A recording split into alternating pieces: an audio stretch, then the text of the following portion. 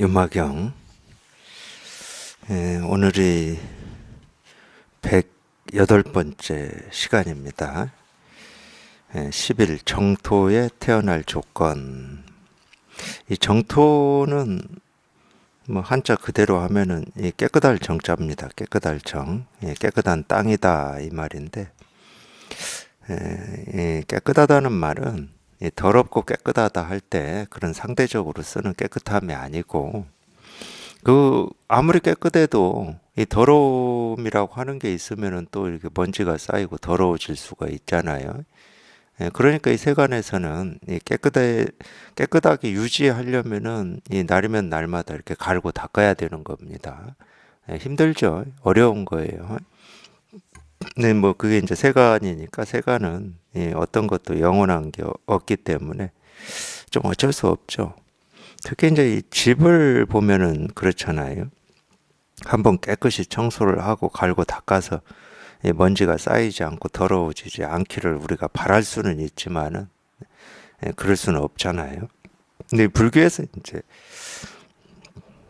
이 깨끗함이라고 하는 것은 이 더러움이 없는 겁니다. 쉽게 얘기하면 더러움이 없는 거예요. 그래서 이 깨끗하고 더러움이라고 하는 이 상대가 없으려면은 이 모습이 없어야 됩니다. 이 모습 있는 어떤 것도 깨끗할 수도 있고 더러워질 수도 있고, 그렇게 되거든요. 모습 있는 어떤 것도. 근데 아예 모습이 없으면 더럽혀지질 않잖아요. 물론 이제 더 깨끗해지지도 않습니다. 이 모습이 없으면. 근데 이 모습이 없으면 우리가 이 모습 없는 거를 두고 깨끗하다 더럽다 할 수는 없잖아.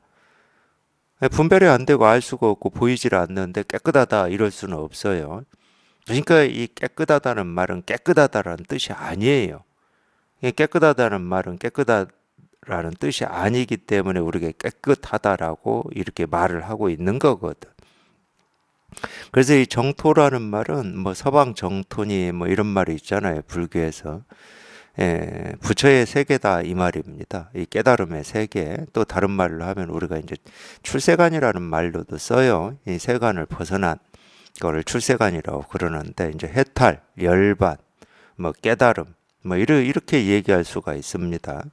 그러니까 이 부처의 세계에 태어날 조건이다 뭐 이런 말인데, 한번 보겠습니다. 뭐 도대체 이 부처의 땅에 태어날 조건이라고 해서 어떤 얘기를 하고 있는지 한번 보겠습니다. 그때 저 위쪽 불국토에서 모든 보살은 다시 이렇게 말했다. 사바세계 모든 보살님은 몇 가지 법을 성취하여서 훼손도 없고 손상도 없으면 이곳의 삶이 끝나고 나머지 정토에 태어납니까? 이 사바세계라고 하는 것은 우리가 살고 있는 이 세상을 얘기하는 겁니다. 굳이 얘기하면 뭐 중생의 세계고, 우리가 이렇게 발딛고 분별하는 이 사람들이 이렇게 발딛고 사는 세계다. 이게 이제 사바세계인데, 물론 이 사바라고 하는 것은 이 음차입니다. 인도 말을 발음이 좀 비슷한 이 한자 음으로 쓴 거예요. 사바 세계다. 그러니까 이 사바라고 하는 이 한자는 아무 의미가 없고 뜻이 없어요. 그냥 인도 말을 들리는 대로 이 한자 비슷한 발음으로 이렇게 적어 놓은 겁니다. 중생의 세계다 이 말이에요. 그러니까 이 중생의 세계 모든 보살들은 여기에서 이 몇 가지 법을 성취하여서 훼손도 없고 손상도 없으면, 그러니까 몇 가지 법을 성취해서 훼손도 없고 손상도 없으면, 그러니까 뭐 이걸 우리가 뭐 이렇게 보면 어떤 복이라고 얘기할 수도 있죠. 복, 세간에서 우리가 얻는 복, 뭐 아니면 사람 됨됨이, 뭐 이런 거라고 얘기할 수가 있죠. 이곳의 삶이 끝나고 나머지 정토에 태어납니까? 이랬어요. 좀 어디서 많이 들어본 어떤 말 같지 않습니까? 우리가 지금 살고 있는 이 세간에서 잘 살면 복을 짓고, 네, 뭐 예를 들어서 뭐 남을 도와주고 봉사도 열심히 하고, 뭐 이렇게 복을 지면은 죽어서, 이곳의 삶이 끝난다는 말이 죽어서잖아요. 이곳의 삶이 끝나고 죽어서 다시 이렇게 어떤 부처의 세상에 태어나는 겁니까? 이렇게 물은 거예요. 그러니까 예를 들어서 뭐 이제 하늘나라로 가서 천국에 가는 겁니까? 뭐 이런 거잖아요. 그런 말이에요. 이거를 이제 이 불교식으로 얘기하면 다음 생에 훨씬 뭐 좋은 조건의 환경의 사람으로 태어납니까? 뭐 대통령의 아들, 딸이라든지 어디 돈이 많은 뭐 기업의 아들, 딸로 태어나는 겁니까? 이런 말이에요. 근데 알고 보면 뭐 이 다음 생에 이 부잣집 아들, 딸로 태어난다고 해서 꼭 행복한 것도 아니고 만족스러운 삶도 아닐 건데 막연하게 우리는 그렇게 생각해요. 대통령의 아들, 딸로 태어난다고 해서 행복하고 만족스러운 삶이다. 그러지 않는데 희한하게 이 세간에 이렇게 물들어 있는 사람들은 지금 자기보다도 나은 조건이라든지 더 나은 어떤 능력, 뭐 그런 집안이라든지 직업이라든지 돈이라든지 그러면은 자기 삶이 더 만족스럽고 자유로울 거라 이렇게 착각을 합니다. 그러니까 자꾸 더를 하는 거예요. 지금의 내 살림보다 조금 더 돈을 많이 벌고자 하고 뭐 자동차도 뭐 지금보다 더 나은 자동차, 집도 지금보다 더 크고 넓고 뭐 비싼 집. 그런 거예요. 그러면 더 행복하고 만족스러울 거라고 착각을 하는데, 아마 그런 중생들의 그런 병, 그런 생각 때문에 지금 생에서 열심히 복을 지으면 다음 생에는 더 나은 사람으로, 집안으로 뭐 이렇게 태어날 거다. 이런 말이 먹힐 겁니다. 이런 말이 그래서 먹힐 거예요. 그런 기대를 하고 있고 그런 바람이 있고 희망이 있으니까 먹힐 거예요. 근데 사실은 지금 그대로 이렇게 만족스럽고 아무 뭐 이렇게 바라는 게 없다 그러면은 그런 말이 전혀 안 먹혀요. 실제로 안 먹혀. 그래서 저도 제가 이제 처음에 이제 이 산에 들어가서 이렇게 수행을 한다고. 어쨌든 막연하지만 그때는 막연하지 않았어요. 이 깨달음이라고 하는 게 저는 막연하지는 않았습니다. 지금 돌아보면 막연했는데 그 당시에는 간절했고 절실했어요. 깨달음이 뭔지는 모르지만 내가 저걸 하나 얻어야 내 삶의 어떤 이 불편이라든지 내 어떤 이 뭐라고 해야죠. 내가 바라고 원하는 이 뭔가를 해결 할 것 같은 이런 간절함 같은 게 있었습니다. 그러니까 산에 들어갔겠죠.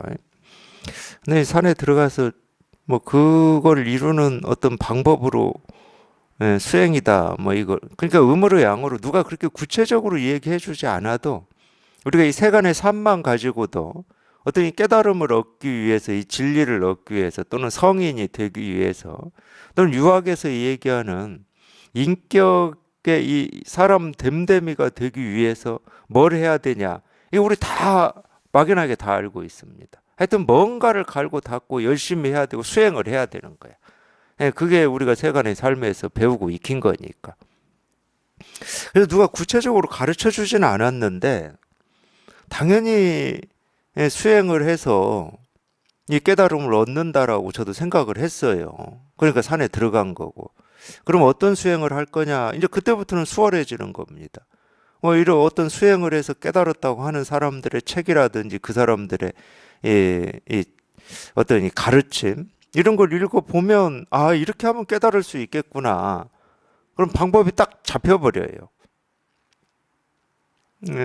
아마 그렇게 해서 저도 이 수행을 시작을 했던 것 같습니다. 근데 그때는 그걸 막연한 것이다라고 생각을 안 했다니까요. 마음이 간절했기 때문에 그냥 믿어졌습니다. 그랬을 거라고 믿어졌어요. 그래서 그 이전에 깨달은 어떤 이 스님들도 다 이렇게 해서 깨달았을 것이다라고 저는 믿어졌습니다. 그러니까 제가 할 수 있었겠죠. 근데 이제 그때 산에 들어갔을 때 이렇게 초기에 어느 스님이 이야기를 하나 해줬어요. 어떤 얘기냐면 그 진짜 있었던 얘기예요. 우리나라 어느 스님일 겁니다. 우리나라 아니고 뭐 중국일 수도 있고 근데 실제로 있었던 일 같아요. 그 이렇게 이 마을에서 조금 이렇게 떨어져 있는 이 암자라고 해야 되겠죠. 이 암자 같은 곳에 스님이 한 분 살고 계셨어요. 조금 이제 노스님이셨는데, 물론 이제 상자들도 있었습니다. 노스님이 혼자 살고 계시는데, 이 암자에 딸린 이 땅이 쉽게 말하면 굉장히 이렇게 비옥한 땅이었었나 봅니다. 암자에 딸린 이 밭인지 논인지는 모르겠는데, 그게 근데 이제 암자 소유인가 봐요. 그러니까 근데 이제 그 마을에 사는 어느 분이 그 땅을 욕심을 냈다고 그래요. 욕심을 그 땅. 그 땅이 이렇게 비옥하고 농사를 지어도 훨씬 작물이 잘 되니까. 그러니까 그 노스님이 마을에 내려오시기만 하면은 이제 또 그래도 약주를 좀 좋아하셨나 봅니다. 그냥 이렇게 주막에서 그렇게 약주를 이렇게 대접을 해주고 사주고 잘했어요. 흑심을 가지고 그러니까 흑심을. 그러니까 이 노스님은 자기 술도 사주고 잘해주니까 좋았겠죠. 근데 어느 날 이제 그 땅에 욕심을 냈던 마을 그 사람이 이 스님한테 제안을 한 겁니다. 스님, 그 땅을 저한테 파십시오. 그랬어요. 그러니까 이 노스님이 그러자고 그런 거예요. 근데 이제 그러면 시세라는 게 있잖아요. 시세. 예를 들어서 그 땅이 1,000만 원이다. 뭐 이런 시세가 있잖아요. 근데 그 이제 몇 번 만나서 술 사주고 얘기해 보니까 이 노스님이 전혀 이 시세나 뭐 이런 감이 없다는 걸 눈치챘겠지. 아니, 계산이 빠른 세속 사람들은 바로 눈치채잖아요. 그런 거. 좀 계산에 어리숙하구나. 내가 후리쳐도 팔겠구나. 뭐 이런 계산이 딱 쓸 거 아니에요. 그래가지고 가격을 굉장히 반값도 안 되는 가격을 제시해가지고 그 스님이 팔았다고 그럽니다. 근데 그게 이제 소문이 났을 거 아니에요. 마을 사람들이 바보입니까? 뭐 옆집 누가 그 좋은 땅을 이 가격에 샀다더라. 그러니까 이제 배도 아프고 그러겠지. 자기들이 먼저 손을 뻗었으면 싼 값에 후리칠 수 있었는데 다른 사람한테 선수를 뺏기고 이러니까 소문이 났어요. 그 소문이 이 스님 상자들 귀에까지 들어간 겁니다. 그래서 어느 날 상자들 여럿이 씩씩거리고 노스님을 찾아온 거예요. 스님, 아니 어떻게 그 땅을 이 가격에 팔 수 있습니까? 이렇게 씩씩거린 겁니다. 그러니까 그 노스님, 야, 니들 계산법은 참 특이하다. 그 땅은 그대로 있고 나는 돈을 예를 1,000만 원인데 200만 원이나 받아가지고 막걸리를 지금 몇 날 며칠을 사 먹을 수 있는데 이게 무슨 계산법이냐 이런 거예요. 근데 그 당시에는 제가 그런 얘기를 들어도 그 스님이 특이하기는 하다 이제 이 정도 느낌이었지 그렇게까지 뭐 이렇게 공감이 되고 이해가 되고 그러지는 않았습니다. 그 당시에는. 그러니까 참 그렇게 생각하는 게 이 세상사의 어떤 계산법하고 다르니까 참 그 노스님 대단하고 특이하다 이 정도 감은 있었어요.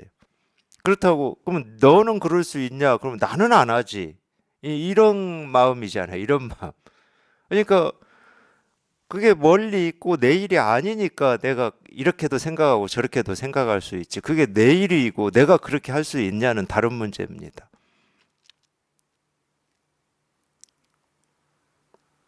근데 공부를 또 이런 얘기하면 부작용이라고 안 하실라나 공부? 공부를 해보세요. 계산법이 달라져요. 왜 계산법이 달라지냐? 지금 부족한 게 없으니까. 지금 부족한 게 없어요. 더 바라고 기대는 게 없어. 그러니까 계산법이 다를 수밖에. 이 계산이라고 하는 것은 현재 가치만 사고 파는 게 아니거든. 이 계산이라고 하는 것은 반드시 이 세속의 이 계산은 미래 가치라고 하는 게 있습니다. 그래서 우리가 집을 하나 사더라도 이게 오를 거냐 말 거냐를 반드시 기준에 넣어요. 그게 세속의 삶이거든. 근데 그 스님은 그게 없잖아. 그 얘기는 근데 바라고 뭘 기대고 뭘 이런 게 없다는 거야. 지금이 그냥 만족스러운 거예요. 지금이. 물론 꼭 그 스님이 깨달아서 이 삶을 산 분이다, 아니다, 이 얘기를 하는 게 아닙니다. 저는 그건 몰라요. 그 스님이 누군지도 모르니까. 근데 그 얘기를 지금 이렇게 제가 이렇게 되새겨 보면 그런 면이 있다는 거야.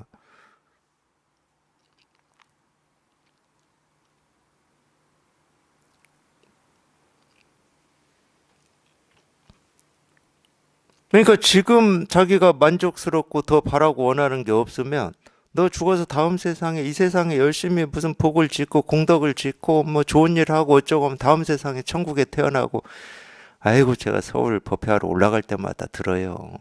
예, 서울역 그 광장에 항상 나와서 뭐 천국 간다고 그러고 예수 믿으라고. 저는 아무 관심이 없어요. 그 사람 비난하고 싶은 마음도 없고. 죽어서 천국 간다 뭐 이런 것처럼 관심도 없어. 관심이 안 가. 이번 주에는 광장 앞에서 그러시더라고. 어느 보살님이에요. 자기는 이 천국과 지옥을 직접 봤다는 거예요. 지금 이 육신의 삶은 그냥 짧고 금방 끝나지만 이 천국과 지옥의 삶은 영원한데 어리석은 사람들이 이 육신의 삶만 이렇게 집착하고 예수를 안 믿는다고 막 혼자 그렇게 떠들고 다니시더라고.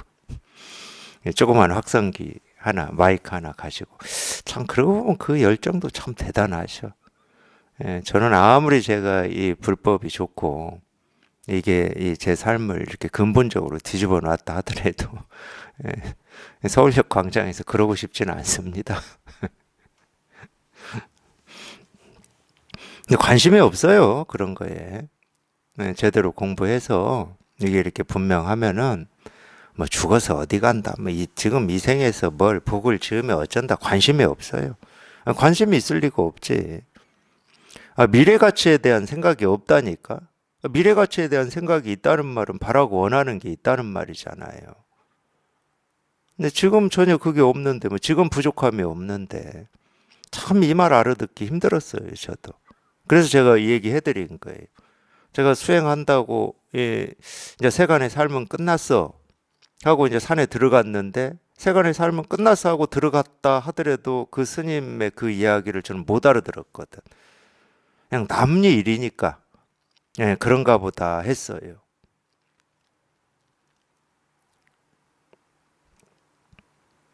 남일은 우리가 그렇게 볼 수 있지. 남일은 뭐 남일이야 뭐 예를 들어서 뭐 수조 원의 재산을 뭐 사회에 다 기부를 했다 하더라도 뭐 자기 돈이 없어진 게 아닌데 뭐 그런가 보다 참 훌륭한 사람인가 보다 이럴 수 있지. 근데 하여튼 이런 얘기 하면서도 제가 말씀드리고 싶은 게 또 하나 있어요. 이 공부하실 때 남일 대하듯이 대하지 마시라는 거예요. 그럼 어떤 게 남일이냐? 이 생각으로 하는 게 다 남일입니다. 생각은 남이거든.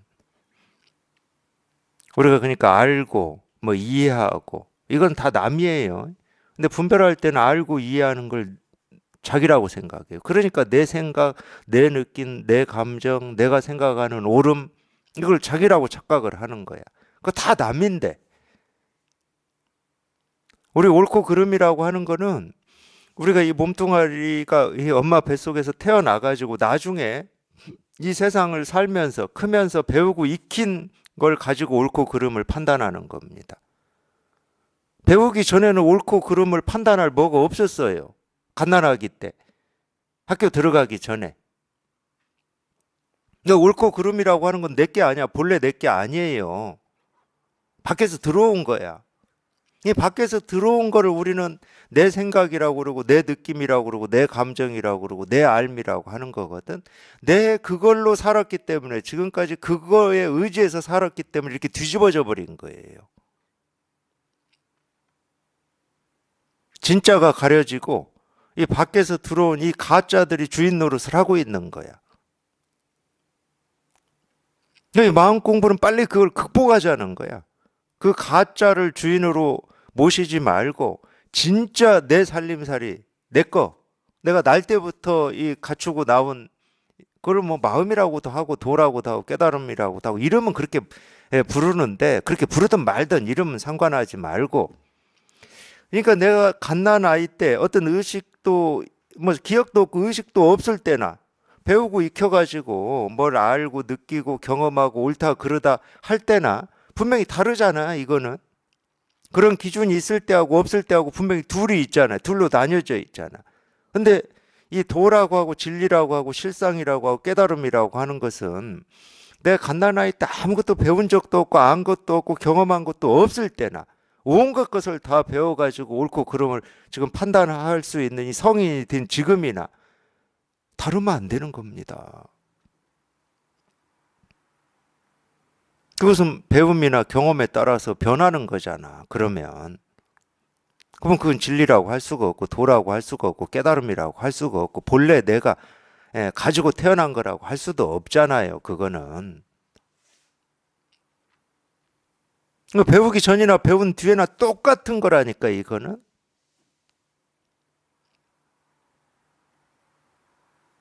기억하기 전이나 저는 대충 제 기억이 6살 때부터 뜨문뜨문 있습니다. 6살 때 기억은 뭐 몇 개 되지도 않고 뭐 5손가락 안에도 들어올까 말까 하고, 그러니까 6살 이전에는 저는 기억이 없어요. 뭐 사람마다 다릅니다. 이 기억이라고 하는 거는. 그럼 제 개인으로 치면은 6살 이전에는 제가 있었는지 없었는지 저는 모릅니다. 실제로. 기억이 안 나는데 어떻게 알아? 그러니까 기억이 나지 않을 이때나 지금 그때부터 기억나고 뭐 배우고 익혀가지고 지금 뭐 어떤 일에 대해서 세상에 대해서 사람에 대해서 이렇게 저렇게 판단하는 지금이나 이게 달라지면 안 되잖아.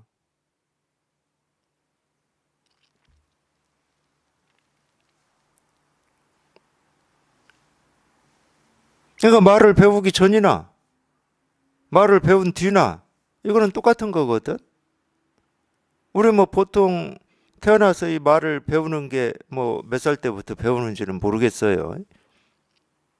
근데 말을 배우기 전이나 말을 배워서 뭐 엄마 밥 뭐 이 한두 마디부터 시작해서 지금처럼 이렇게 유창하게 할 때나 이거는 변하는 게 아니거든. 이거는 똑같은 거예요. 이거는 항상한 거고. 그래서 본래 갖추고 태어났다 이런 말을 하는 거예요. 본성이다 뭐 이런 표현을 하는 거고, 본래 면목이다, 이 자기 살림살이다. 그러니까 자기 살림살이는 자기가 배우고 익히고 아는 걸 얘기하는 걸 자기 살림살이라고 하는 게 아닙니다. 그건 자기 게 아니라니까, 남의 거라니까. 전부 배우고 익힌 건 밖에서 들어온 거니까. 그래서 내 생각이다, 내 감정이다, 내 느낌이다, 그거 완전히 틀린 말이에요.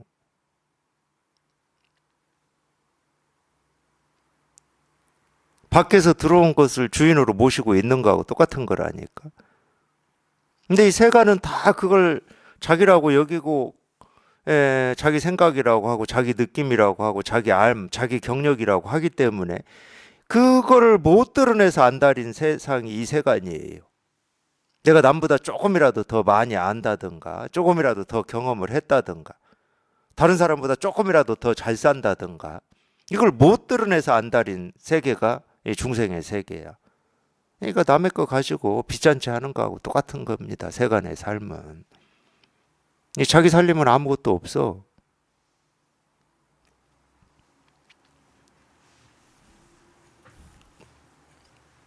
근데 그게 이렇게 분명하면은, 그러니까 이런 얘기 안 속는다니까. 지금 살 때 열심히 뭐 기도하고 뭐 복을 닦고 뭐 뭐를 믿고 그러면 죽어서 뭐 천국에 태어난다 뭐 이런 거, 또는 죽어서 더 나은 집안의 사람으로 태어난다 뭐 이런 거 아무 관심이 없어요. 그런 거는. 근데 이게 유마경이 적어도 2000년 전에 쓰인 경전인데 2000년 전에도 이랬다는 거 아닙니까? 이런 게 이 사람들 사이에 이런 게 있었다는 거잖아요. 당연히 있었죠. 인류 역사에서는. 왜냐하면 우리가 이 분별의 삶은 이 자기 삶이 만족스러운 사람이 단 한 명도 없어요. 단 한 명도 없어. 당연히 불만족스러운 겁니다. 그러니까 이 생에서는 이 불만족이라고 하고 뭐 자유 행복이라고 하는 걸 다 이룰 수가 없으니까 이 다음 생에서는 이루어지겠지라고 하는 그런 막연한 기대를 하고 있는 거죠. 자기가 막연한 기대를 하고 있으면 그런 얘기에 솔깃한 거고, 솔깃하면 거기에 끌려가 버리는 거지. 유마일이 말했다. 사바세계의 모든 보살님은 8가지 법을 성취하여 훼손도 없고 손상도 없으면 이곳의 삶이 끝나서 나머지 정토에 태어납니다. 참 유마일은 또 이렇게 얘기를 했어요. 한번 보게요. 8가지 법을 성취한다고 하는데 그 8가지 법은 뭐고, 이걸 성취하면은 이곳의 삶이 끝나고 나머지 정토에 태어난다고 하는데, 이 나머지 정토라고 하는 게 어떤 정토인지 한번 보겠습니다. 어떤 것이 8가지 법일까요? 첫째, 보살은 이와 같이 생각하니 나는 마땅히 중생들에게 좋은 일을 행해야 하지만 그것에 대하여 좋은 과보를 바라지는 말아야 합니다.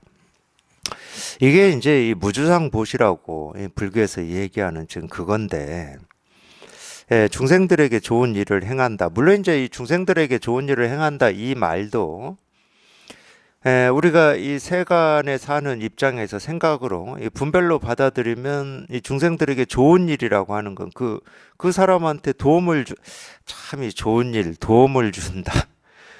그러니까 이 공부하고 나면 이런 말들이 굉장히 막연하고 실체도 없고 근거도 없어서 제 입으로는 참 이 좋은 일을 행한다, 도움을 준다 이런 얘기가 하기가 참 부끄러워요. 왜 그러냐면 우리가 보통은 이 세상을 살면서 남한테 이렇게 좋은 어떤 일을 뭐 또는 도움이 되는 일을 해야 된다 이런 생각 하시거든요. 근데 뭐가 좋은 일이고 남한테 도움을 주는 일입니까? 뭐 돈이 없는 사람한테는 돈을 주는 거, 배고픈 사람한테는 밥을 주는 거, 목마른 사람한테는 물을 주는 거.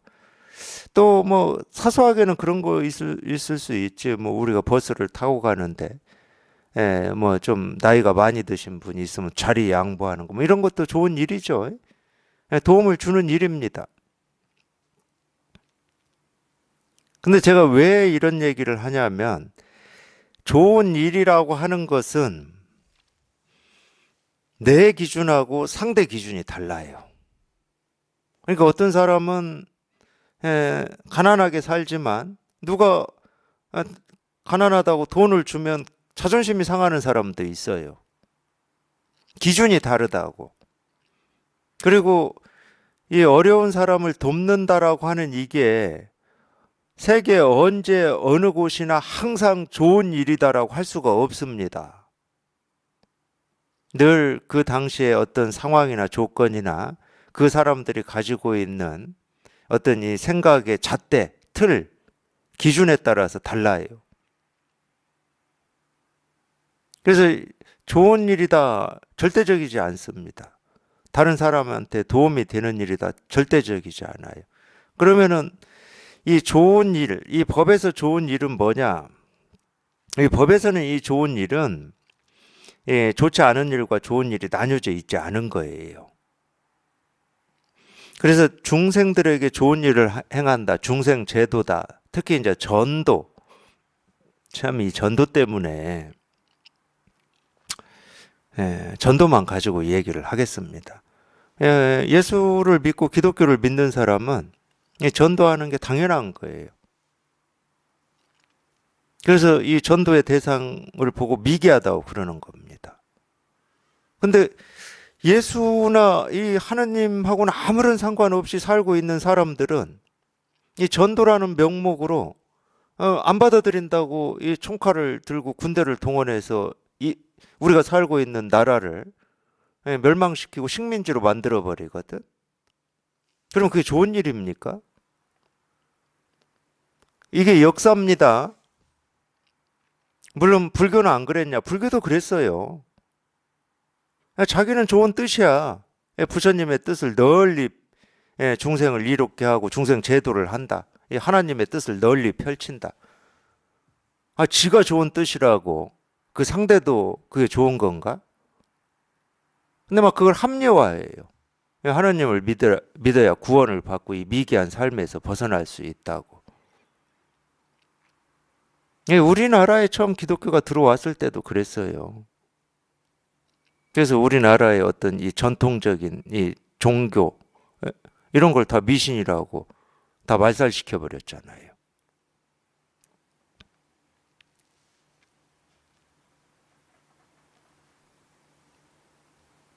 그래서 이 좋은 일이다, 도움을 주는 일이다를 주관적으로 하면 안 된다는 거예요. 자기 생각으로. 이 법에서는 이 좋은 일이다, 선한 일이다, 도움이 되는 일이다, 중생을 제도한다, 중생에 이익을 준다 하는 것은 하나밖에 없어요. 하나밖에 없어. 이거죠. 중생의 고를 해결하는 유일한 길이니까. 중생의 삶에서 벗어날 수 있는 유일한 길이니까. 그런다 하더라도 이걸 강요하거나, 듣기 싫어하는데 자꾸 서울역 광장에서 제가 떠들 수는 없잖아. 듣기 싫어하는데. 소음밖에 안 되는데. 제 스스로는 분명하다니까, 제 스스로는. 제 스스로는 이거 말고 이 중생의 병을 치료할 수 있는 약은 없어요. 인류가 지금 이룬 모든 성과를 다 이룰 수밖에 없는 조건이다. 근데 딱 한 가지만 택해라. 그러면 저는 당연히 불법을 택합니다. 그건 뭐 생각할 것도 없어요. 그 정도의 저는 믿음이 있고 제가 직접 제 삶에서 경험을 한 거기 때문에 확실하지만 그렇다고 사람들 모여있는 곳에서 이게 최고다고 떠들 수는 없잖아. 소음밖에 안 되잖아. 그렇게 주관적이면 안 된다고.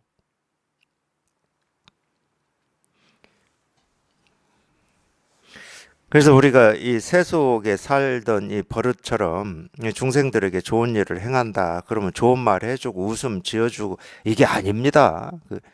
자칫 잘못하면 그건 자기를 속이는 거예요.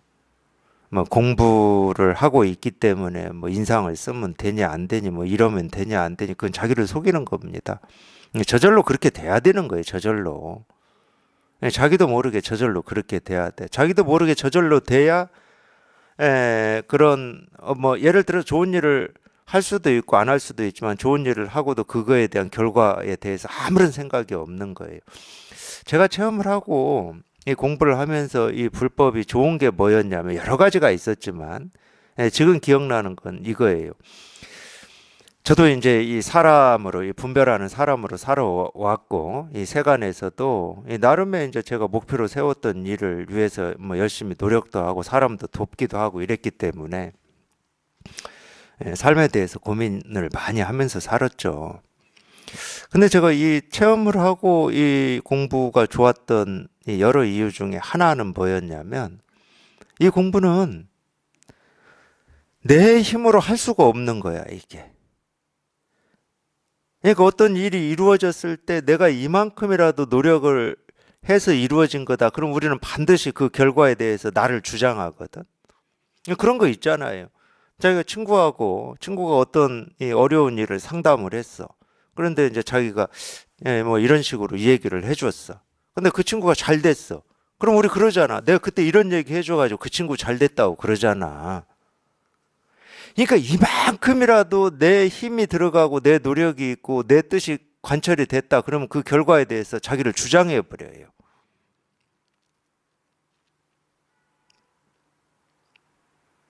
그러니까 예를 들어서 뭐 이 절에 열심히 다니고 부처님한테 기도해가지고 내 자식이 대학 합격했다. 그러면 주장할 게 있잖아. 부처님이 해주셨다. 그러면서도 속으로는 내가 부처님한테 열심히 기도해서 된 거야. 이렇게 된다니까. 근데 이 공부는 내가 할 수가 없어. 내 힘이 뭐 털끝만큼도 안 들어갔어요. 그러니까 이제 여기 이렇게 통했다고 해야 되나? 이 분별이 뚝 부러져서 여기에 통했다. 이 통한 거에 나를 주장할 수가 없네. 그러니까 이제 도반들이 같이 공부하면서 물어보기도 하잖아요. 어떻게 해가지고 이렇게 통한 겁니까? 이렇게 참 그때 난처한 적이 많아요. 아니 내가 어떻게 한 게 없는데. 그러니까 이제 겨우 대답하는 게 법문만 열심히 들었습니다. 이 대답밖에 못 하는 거야.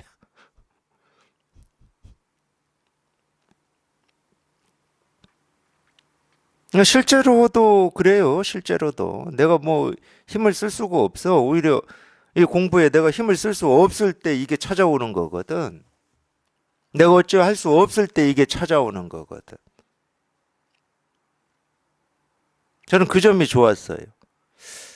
나름 이 세간의 삶을 살면서 제 나름대로는 어떤 일을 뭐 같이 사람들하고 어떤 일을 했을 때 그래도 조금이라도 성취가 있고 이러면은 뭐 그런 거 있잖아요. 사람에 따라서 다 다르지만 저는 그 고민을 참 많이 했거든요.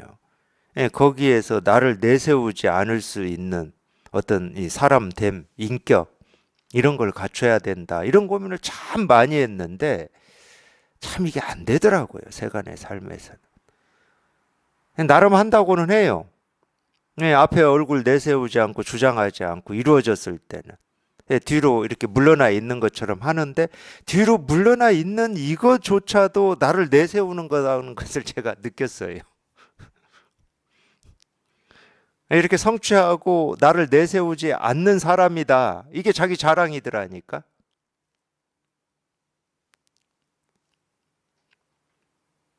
그런 고민들을 많이 하고 살았기 때문에 이 불법을 공부하고 제가 이걸 체험했을 때 그 점이 저는 좋았습니다. 이거는 뭐 내 힘이 뭐 털 것만큼도 들어가지를 않았어. 그러니까 주장을 할 수가 없네. 너 어떻게 해서 했는데 주장을 할 수가 없어요. 그냥 주장을 한다 그러면 딱 하나야. 나는 정말로 이걸 깨닫고 싶은 어떤 뜻이 있었고 그런 마음이 있어. 마음이 있는데 어찌 할 수가 없으니까 이걸 가르치는 이 스승님의 법문을 들었을 뿐이야. 근데 듣는다고 다 되나? 내가 열심히 듣는다고 돼? 그것도 아니야.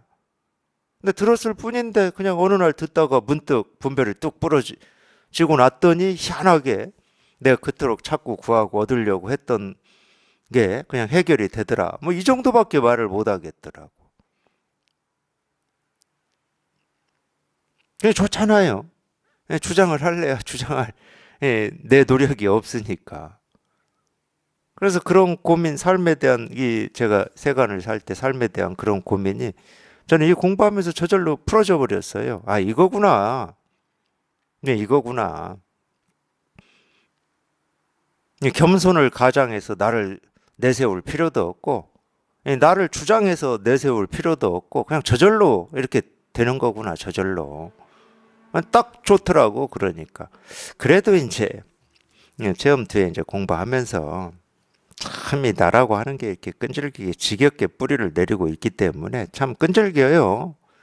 어느 때 되면은 어디에 있었는지도 모르는 이 내 생각이나 내 느낌이나 내 감정이 이렇게 불쑥 올라와 가지고 또 자기를 내세우고 싶어 하고 내가 그래도 노력을 해서 내가 도움을 줘서 저 사람이 이렇게 됐어. 특히 가르치는 사람들은 조심해야 돼요. 도반들 사이에서도. 내가 그때 이런 얘기를 해줘서 저 사람이 공부에 도움이 되고 체험이 됐어. 이런 생각하면 큰일 납니다. 절대 우리는 남의 등불을 밝혀줄 수 없어요. 자기 등불은 자기밖에 못 밝힙니다. 왜냐하면 이미 밝혀져 있기 때문에.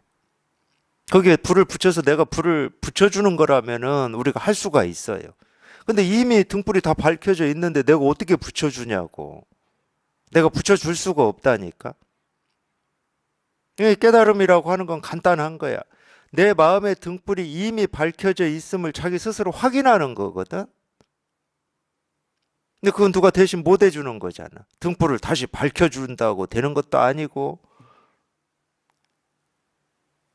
그건 누가 못 해주는 거예요. 물론 우리가 이제 이 같이 공부하면서 이제 그런 어떤 뜻, 의지를 이렇게 다지고 어떤 이 자극을 주고 이럴 수는 있어요. 의도를 했든 하지 않았든. 그러면 이제 더 정말로 내가 공부를 해봐야 되겠구나. 다른 사람도 다 할 수 있는 거면 나도 할 수 있는 거 아니야. 뭐 이러면서 이 뜻 의지를 다질 거 아니에요. 그 뜻과 그 의지가 사실은 여기에 통하게 만드는 거거든. 다른 건 아무것도 없어요. 법회를 하는 것도 똑같은 겁니다. 그래도 이렇게 법회를 하고 이렇게 모여서 앉아 있고 듣고 할 때 우리가 이거에 대한 어떤 뜻, 이거에 대한 원리, 세속을 막 살 때보다 그 뜻과 원이 더 커질 수 있고 단단해질 수가 있는 거죠. 그 힘으로 깨닫는 거예요. 다른 방법은 없어요. 다른 길은 없어. 오로지 그 힘이야. 정말로 나도 한번 자유롭게 살고 싶다. 고통 없이 번뇌 없이 살고 싶다. 뭐 이런 의지와 뜻이죠. 사실은 그게 제일 좋은 일입니다. 그게 제일 좋은 일이고, 그게 가장 이 사람한테 도움이 되는 일이죠. 나머지 이제 세간에서 도움이 되고 안 되고 뭐 이런 거는 세간에서 그냥 그때그때 상황에 맞게 그때그때 흐름에 맞게 따라서 하면 돼요. 그거는 좋은 일을 행해야 하지만 그것에 대하여 좋은 과보를 바라지 말아야 합니다. 저절로 이렇게 됩니다. 이 무주상 보시는 내가 다른 사람한테 도움을 주고 얼굴을 내밀지 않고 몰래 도움을 주는 뭐 이런 게 아니에요. 그러고 보면 세간에서도 그런 것 같아요. 다른 어려운 사람들한테 이렇게 도움을 주고 내가 줬어요 하는 사람보다도 그냥 얼굴 없이 말 없이 도움을 주는.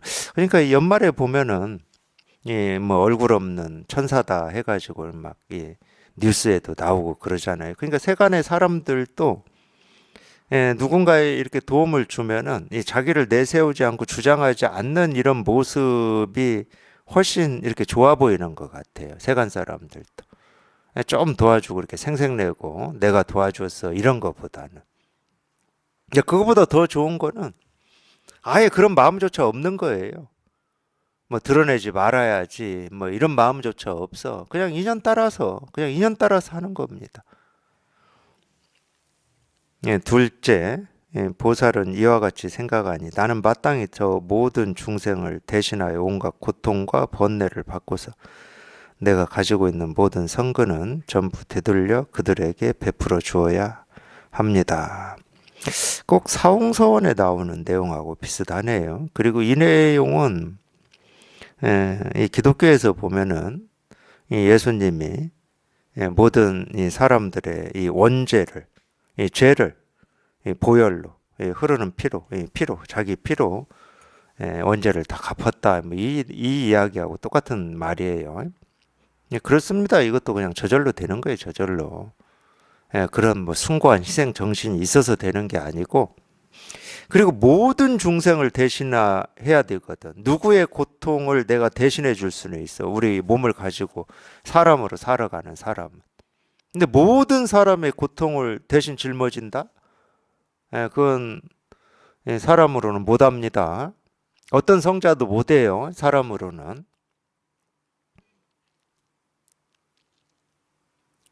그래서 모든 중생을 대신해서 그들의 온갖 고통과 또 이 고통과 모든 번뇌를 한 사람이다 하더라도 그 한 사람의 이 모든 이 고통과 번뇌를 내가 하나하나 제거해 주면서 대신해 주면서 살 수 있냐? 못 살죠.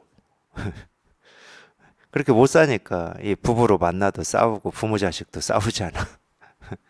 내가 이만큼 했으면 됐지. 얼마나 더 해야 되냐 하면서 싸우잖아. 부모 자식도 그러잖아. 그러니까 한 사람의 모든 고통과 이 번뇌도 대신 못 해주는데 이 세상 모든 사람의 고통과 번뇌를 다 대신해 준다? 사람 못 하는 겁니다. 사람은 못 해요. 사람은 못 하는데 우리 이 마음은 해요. 마음은. 사람은 못 해요. 그런 꿈은 꾸지 마십시오. 저는 세간 살 때 그런 꿈 꾸다가 그게 안 돼가지고 산에 들어갔어요. 솔직히 말씀드리면. 세간의 삶이 좀 그랬으면 좋겠더라고. 아프니까. 다른 사람의 어려움이나 아픔을 보면 저도 아프니까. 뭐 동물들의 그런 것도 저는 아팠어요.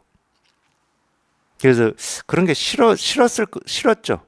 싫으니까 이 세상이 좀 평화롭고 평등하고 돈 때문에 눈물을 흘리고 고통스러운 삶이 없기를 뭐 이런 꿈을 저는 참 많이 꾸었습니다. 그래서 그런 사람들의 어떤 아픔이나 힘겨움을 대신하고 싶은 마음도 컸었고. 그러니까 지금 알고 보면 참 허황되고 되지도 않는 꿈인데 어쨌든 그 당시에는 그랬어요. 제가 20대 이때는 그랬습니다. 근데 그게 하다 하다 도저히 이루어지지 않으니까 어떤 한계에 부딪히더라고요. 이게 정말로 가능한 일이냐. 그렇게 한 20년을 살았는데, 20살 때부터. 이게 가능한 일이냐. 그래서 어떤 근본적인 어떤 물음을 제 삶에 던지게 된 계기가 제가 불법을 공부를 하게 된 동기입니다. 이런 문제를 어떻게 해결해야 되냐. 근데 희한하게도 제가 뭐 불교에 대해서 뭐 어떤 이론적인 기초나 이런 게 있었던 건 아니지만, 근데 그 근본적인 물음을 던질 때 저는 이거 불교를 통해서 이 문제를 해결을 해야 되겠다. 뭐 하여튼 저절로 제 발길이 불교 쪽으로 갔어요. 제가 이제 불교를 공부하게 된 계기입니다. 그게.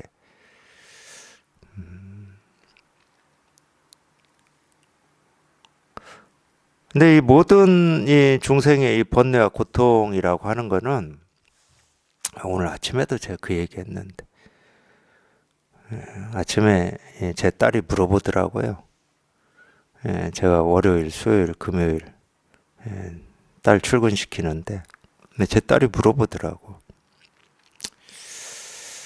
일상생활에서 이제 직장 다니다 보니까 직장에서 좀 이런저런 일로 어떤 이렇게 스트레스나 뭐 이런 게 있나 봅니다.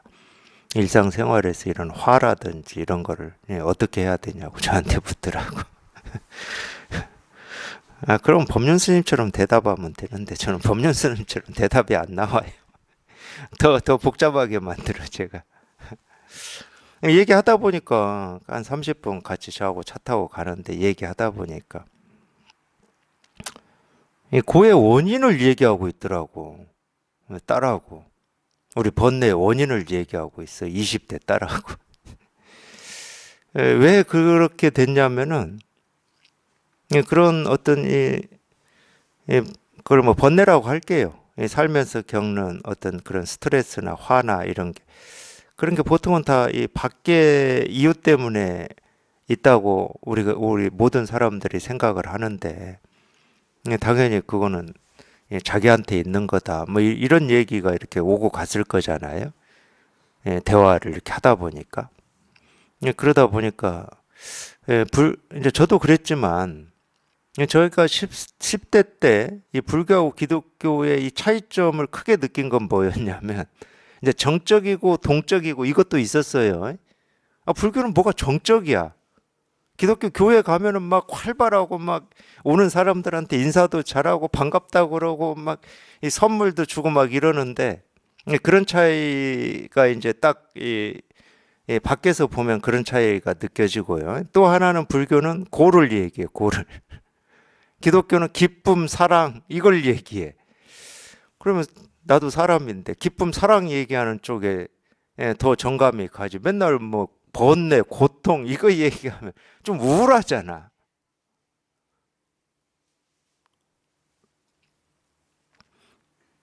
저는 그런 걸 느꼈어요. 제가 10대 때는. 근데 희한하게도 이 기쁨, 사랑을 얘기하는 쪽이 더 좋아야 되는데 그렇다고 그쪽이 이 고를 얘기하는 불교 쪽보다 10대 때예요. 뭐 더 좋아 보이지는 않아. 그렇다고 뭐 불교가 더 좋아 보이고 그러지도 않았으니까. 근데 그 얘기를 하게 되더라고요. 결국 불교는 고를 얘기할 수밖에 없는데 왜 얘기할 수밖에 없냐? 지금 네가 아빠한테 물은 그것 때문이다. 일상생활에서 이런 어려움을 느낄 때 이걸 어떻게 해야 되나를 우리는 당연히 생각하게 되고 그걸로부터 벗어나기 위해서 자기 나름의 방식을 쓰게 되는데 이 고의 근본 원인이 어떤 건지를 우리가 알아야 고에서 벗어날 수가 있는 거잖아. 고 아니면 종교를 왜 가져요? 종교를 가져야 될 이유가 없잖아. 내 삶의 불만족이나 뭐 허전함이나 괴로움이나 두려움이나 이게 없으면 우리가 종교를 왜 가져야 돼? 그러니까 그런 모든 그걸 고라고 하는 거거든. 그런 거를. 이 고의 근본 원인이 뭐냐고. 불교는 이걸 밝힌 거예요. 고의 근본 원인을. 비록 밖에서 봤을 때는 고를 얘기하고 번뇌를 얘기하니까 좀 침울하고 우울하고 이렇게 생각할 수는 있지만 실제로는 가장 혁명적인 거지. 고의 원인을 딱 밝혀놔 버렸어. 근본 원인을.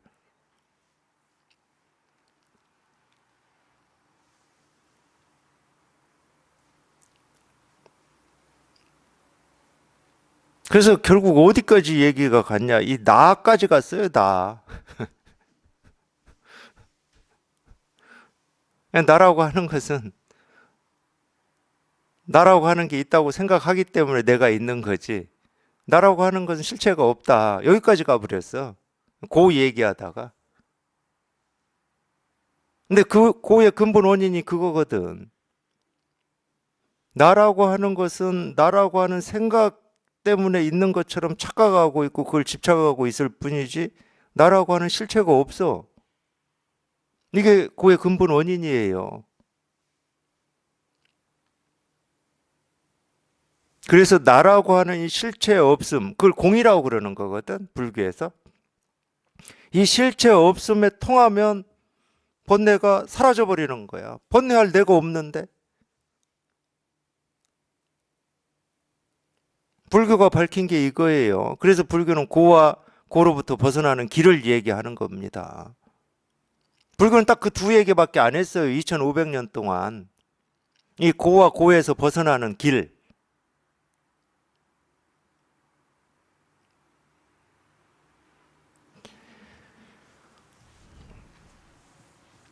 그러니까 모든 중생의 온갖 이 고통과 번뇌를 받고서 그거를 다 받고 있는 거지. 왜? 이 고의 모든 사람의 이 고통, 이 번뇌 근본 원인을 딱 밝혀버렸으니까.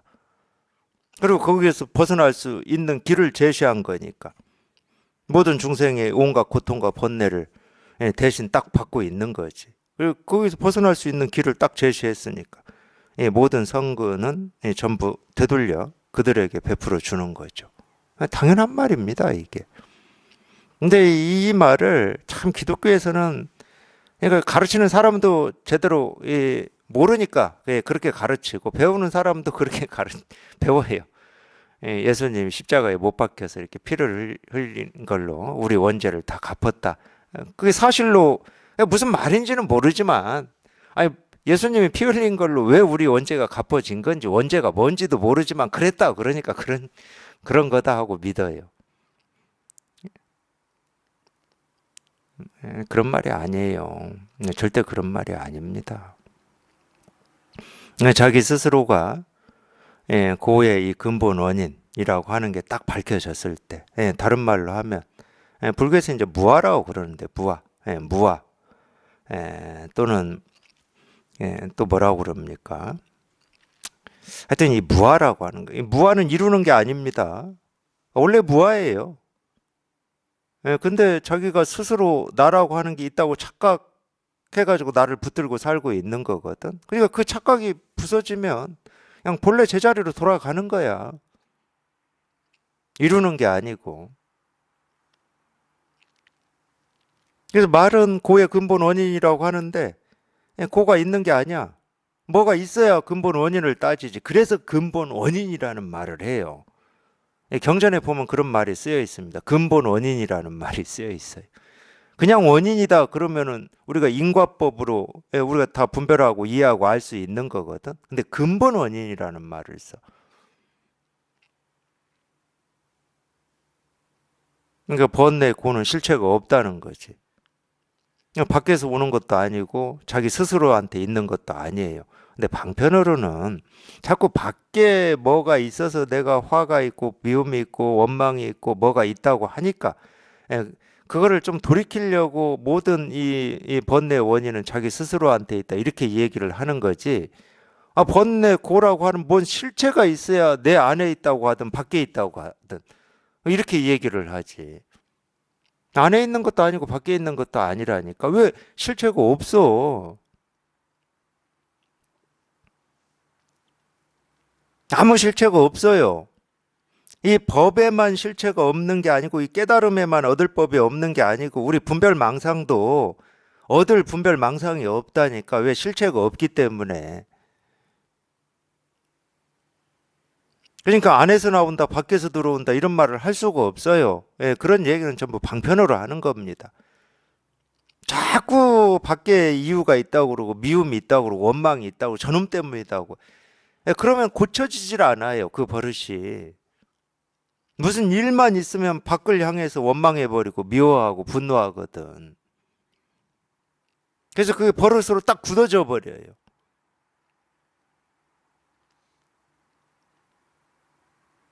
날씨만 좀 추워도 밖에 대고 원망해버린다니까. 그게 버릇으로 굳어져 버리면. 그러니까 그게 우리 버릇으로 딱 굳어져 가지고 고쳐지질 않기 때문에 그 버릇을 좀 깨보려고 정말로 어떤 때는 이 실금이라도 한번 나게 해보려고 그런 식으로 얘기를 하고 있는 겁니다. 근데 와장창 무너뜨릴 때는 밖에 있는 것도 아니고 안에 있는 것도 아니다. 이렇게 무너뜨리죠. 고우라고 하는 게 어디에 있어? 그래서 이조해가가 달마를 찾아가서 제 마음이 아픕니다. 이 아픈 마음을 치료해 주십시오. 그랬어요. 그럼 네 그 마음 가져와 내가 치료해 줄 테니까 이랬어요. 그 아픔 가져오라 이 말이에요. 달마가 그렇게 가르쳤습니다. 가져와 그러면 치료해 줄 테니까. 가져올래야 가져올 수가 있나? 마음이라고 하는 걸 내가 뭐 이 손을 자기 몸속으로 넣어서 꺼낼 수가 있어요. 집어 넣을 수가 있어요. 거기에서 해가 깨달았거든요. 마음이라고 하는 게 실체가 없음을 깨달아 버린 거예요.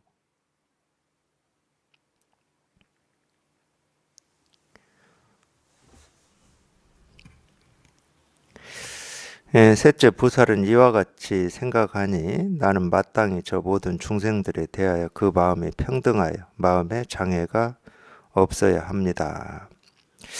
넷째, 보살은 이와 같이 생각하니 나는 마땅히 저 모든 중생에 대하여 교만함을 항복시켜서 마치 부처님처럼 공경하고 사모해야 합니다. 다섯째, 보살의 믿음과 이해가 증가되면 매우 깊은 경전의 말씀을 아직 듣고서 받아들인 적이 없더라도 잠시 경전의 말씀을 듣고서 의심도 없고 비방도 없습니다. 여섯째, 보살은 남의 이익에 대하여 질투심이 없고 자기 이익에 대하여 교만한 마음도 내지 않습니다. 일곱째, 보살은 자기의 마음을 조복시켜서 늘 자기의 허물을 반성하고 남의 잘못을 비난하지 않습니다. 여덟째, 보살은 늘 온갖 선법에 대하여 게으르지 않고 늘 정진하며 보리분법을 수행하기를 즐겨 구합니다. 사바세계 모든 보살이 만약 이와 같은 8가지 법을 완전히 성취하여 훼손도 없고 손상도 없다면 이곳의 삶이 끝나고서 나머지 정토에 태어납니다. 그러면 이제 이곳의 삶이 끝난다는 말은 중생의 삶, 분별의 삶이 끝난다는 얘기입니다. 이 몸뚱아리가 죽는다 이런 말이 아니고 이 분별의 삶이 끝난다. 왜냐하면 이제 나머지 정토에 대해서 여기 이 얘기가 없기 때문에 다른 설명을 안 했기 때문에 제가 대신 해드리는 거예요. 우리가 이제 이 공부를 해서 이걸 체험해 보면 그런 걸 느껴요. 이제 분별의 삶은 끝났구나. 중생의 삶은 끝나고 이제 이 법의 삶이 시작되는데 이제 이 법의 삶 속으로 점점 깊이 이제 저희가 걸어 들어가야 되는 거지. 이거를 이제 우리가 여기에 통하고 난 뒤에 이제 공부인데 점점 법의 사람이 되어가는 게 이 공부예요. 시무도에서는 이제 소를 키우는 거지. 소를 키워서 결국은 어떻게 되냐? 소도 없고 나도 없는, 소도 없고 나도 없는 이 법의 사람이 되어버리는 거지. 그러니까 이제 중생의 삶이 끝나고 분별망상의 삶이 끝나고 이 이제 법의 삶이라고 우리가 말은 하는데, 이 법의 삶이라고 하는 게 어떤 특정한 모습으로 이렇게 주어져 있는 건 아니고, 분별을 하는데 그 분별이 아닌 거지. 다른 말로 하면 분별이 아니다는 말은 분별이 아니어서 아닌 게 아니고, 이렇게 보고 듣고 느끼고 다 하는데 그냥 아무 일이 없어. 분별을 한다. 그러니까 분별을 한다는 생각도 사실은 없는데 이제 말을 해야 되니까 제가 얘기하는 거예요. 분별을 하는데 이게 분별이다, 분별이 아니다, 이렇게 분별하면 돼, 안 돼, 이런 생각이 없다니까. 그런 생각이 없으면 분별을 하는데 이 말도 없어요. 실제로는 내가 분별을 하고 있구나. 어떤 사람이 그런 생각하면서 삽니까?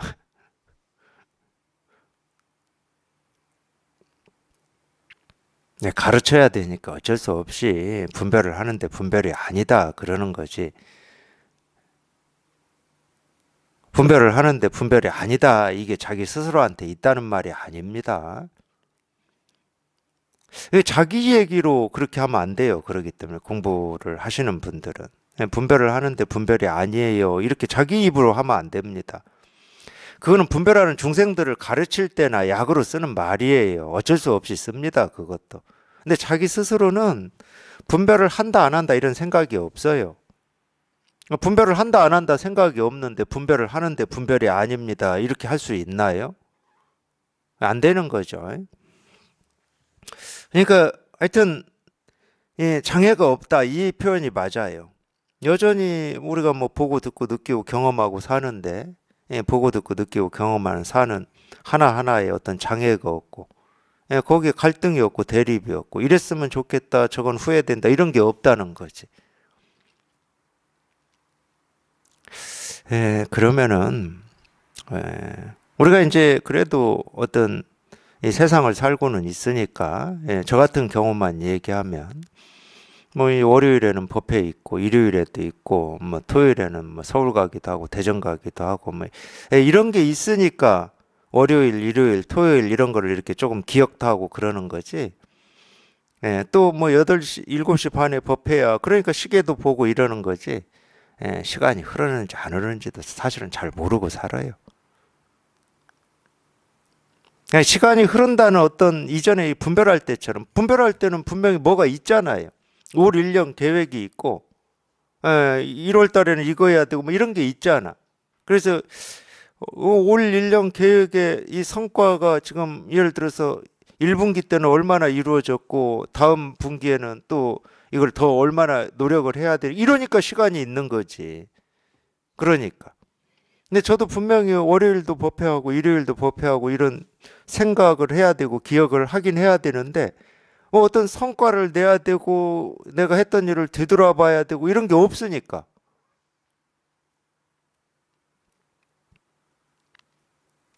그런 기준이 없으니까. 그런 기준이 없으니까 시간이 흐른다 흐르지 않는다 이런 생각 없이 삽니다.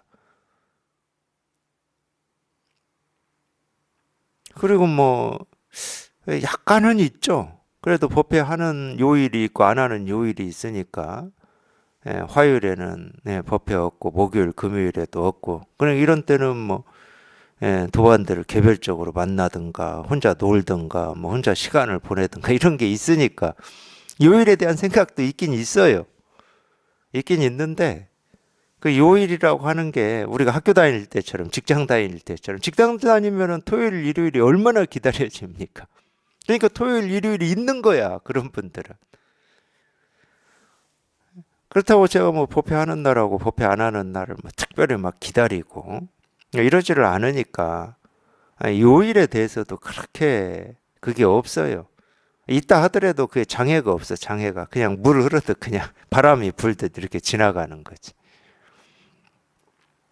그런 차이가 느껴질 겁니다.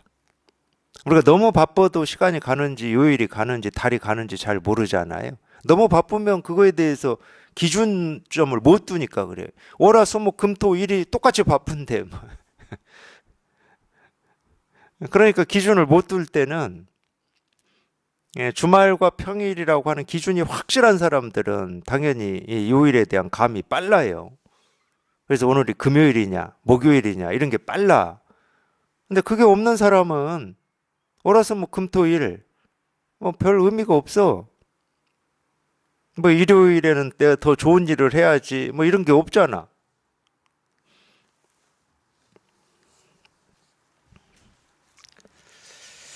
유마일이 문수사리 등 모든 보살과 더불어 대중 속에서 여러 가지 미묘한 법을 자세히 설명했을 때 수십만 중생이 함께 위없는 바르고 평등한 깨달음의 마음을 내었고 수만의 보살들은 모두 무생법인을 얻었다.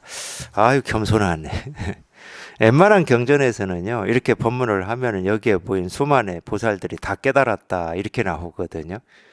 근데 겸손해요.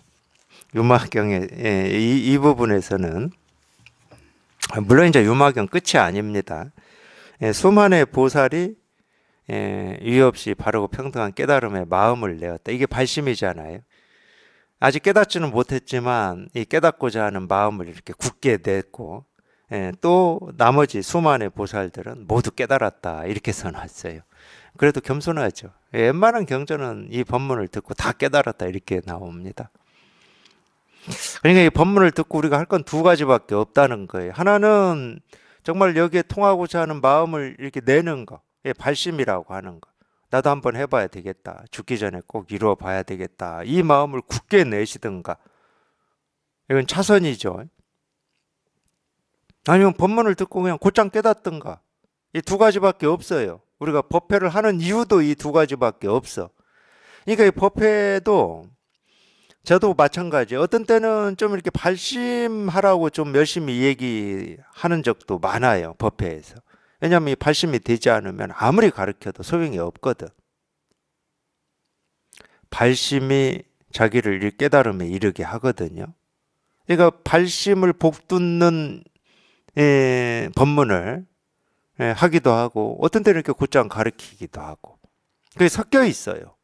법문을 보면 법문을 들어보시면. 근데 제대로 발심만 되면 여기에 통하는 거는 절대 시간이 안 걸립니다. 시간이 걸릴 수가 없어요. 제대로 발심만 되면. 내가 정말로 이 발심이 돼가지고 그냥 이 세상 천지가 뒤집어진다 하더라도 이거 하나 내가 깨닫고 뒤집어지겠다라고 발심만 되면 그러니까 그런 거라니까. 저도 미묘한 두 가지 감정이 있었는데 초등학교 다닐 땐가 그런 거 있었잖아요. 어느 선비가 다른 건 전혀 관심 없고 방에서 글만 읽는 아내가 맨날 뭐 삭바느질하고 남의 집 일 다니면서 먹고 살 뭐 그런 얘기 있었잖아요. 근데 그날은 남의 집 일 가면서 이 마당에 널어놓은 이 곡식 멍석에 널어놓은 곡식 소나기가 내릴 것 같았나 봐요. 그러니까 남편한테 신신당부 하잖아요. 비가 오면 얼른 이거를 이렇게 어릴 때 많이 해봤습니다. 저도 나락 널어놓고 놀고 있다가 비 오면은 뭐 널어놓은 대로 뭐 손살같이 튀어가야 되잖아요. 안 튀어가면 이제 아버지한테 엄청 혼납니다. 그러면 멍석 막 해가지고 담고 못 담으면 덮어라도 놔야 됩니다. 근데 소나기가 그날 내렸어요. 내려가지고 일 끝나고 와서 보니까 곡식이 소나기에 다 떠나려고 하고 자기 남편은 방에서 글만 읽고 있었다 뭐 이런 얘기 있죠. 저는 그러니까 두 가지 감정이 있더라고. 하나는 너무한다. 저 남편 뭐 이런 감정이 있잖아요. 부인만 고생시키니까 부인만 고생시키고 이러고 되게 저도 어릴 때부터 안 좋아했거든. 농촌에서 크다 보니까. 남편은 맨날 술 먹고 다니고 부인만 이 집 저 집 일 다니고 이런 거 농촌에서는 봅니다. 그 감정도 있었는데 또 하나는 제가 뭐 남자고 아니고를 떠나서 제 성향인가 봐요. 정말로 하나의 일을 하려면 저 정도는 해야 된다. 당장 먹을 것이 다 떠내려 간다 하더라도 그냥 이 하나의 일을 성취하기 위해서는 저 정도의 이 마음가짐을 해야 된다. 그게 어릴 때도 있었어요. 제가 기억을 해보면. 그러니까 두 감정이 있었어요. 그러니까 두 감정이 있으니까 그래서 제가 어떻게 어느 쪽을 취해야 될지를 모르겠더라고 저는. 교훈을. 그런 얘기가 나오는 건 어떤 교훈을 전하고자 함이잖아요. 시험 문제도 그렇게 나올 거고. 근데 어느 쪽을 취해야 될지를 몰라가지고 제가 방황하고 이렇게 갈등이 된 이 어린 마음에도 그런 적이 있어요. 근데 이 공부를 꼭 이루겠다 그러면은 그 선배가 잘했다는 건 아니에요. 잘했다고 할 수는 없지만은 정말 그런 마음가짐이 좀 있으셔야 됩니다. 이 세상이 무너지고 가루가 된다 하더라도 내가 이거 하나는 무슨 일이 있어도 이루어 봐야 되겠다 이런 마음가짐이 있으셔야 돼요. 그렇지 않고서는 절대 50년, 60년 굳어진 자기 습을 뛰어넘을 수가 없어요. 습이 만만한 게 아닙니다. 굉장히 무서운 거예요. 그걸 뛰어넘으시려면 그 정도 마음가짐은 있으셔야 돼.